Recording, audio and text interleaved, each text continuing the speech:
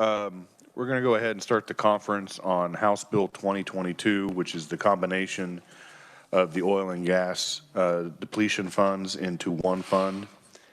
And then I'm going to have Nick Myers go through the changes that were made by the Senate committee and also the version that was passed on the Senate floor. So, Nick.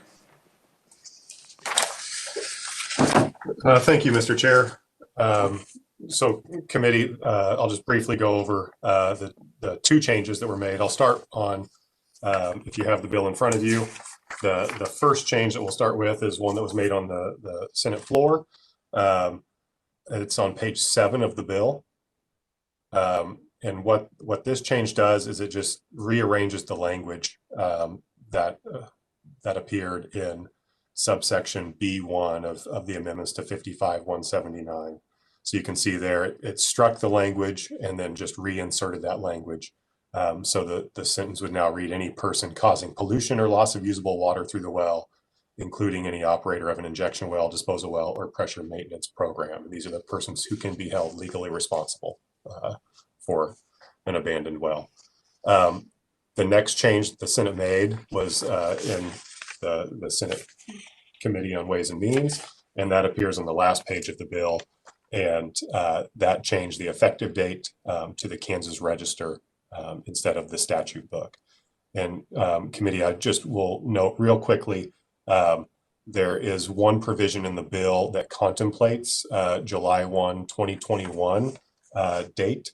So if the will of this conference committee is to continue the statute, the Kansas Register effective date, I can point you to that reference. It is on page 8 of the bill in what you're going to look at in subsection D there, and it's talking about the validity of orders issued by the commission prior to July 1, 2021. So the committee, if the choice of the committee is to continue the register effective date, to maybe change that to the prior to the effective date of this act or something along those lines. And I'd be happy to answer any questions, Mr. Chair. All right, thank you, Nick. Are there any questions for Nick?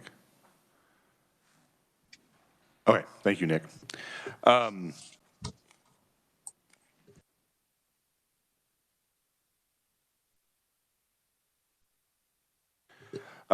In regards to the changes that were made on page 7, starting on line 19, the House will go ahead and accept the Senate amendment, just basically moving that language around.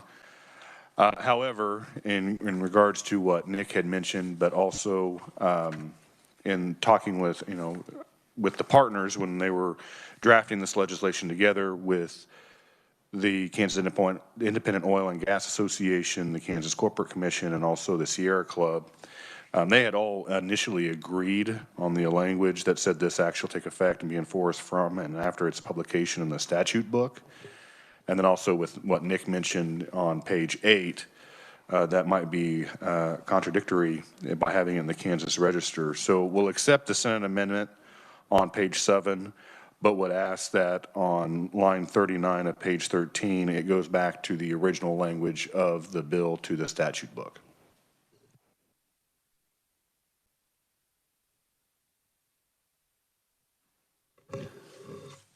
Thank you, Representative Waymaster. We will accept those changes. All right. I believe we're done. Is that right, Amy? Okay. Thank you, guys. Thank you.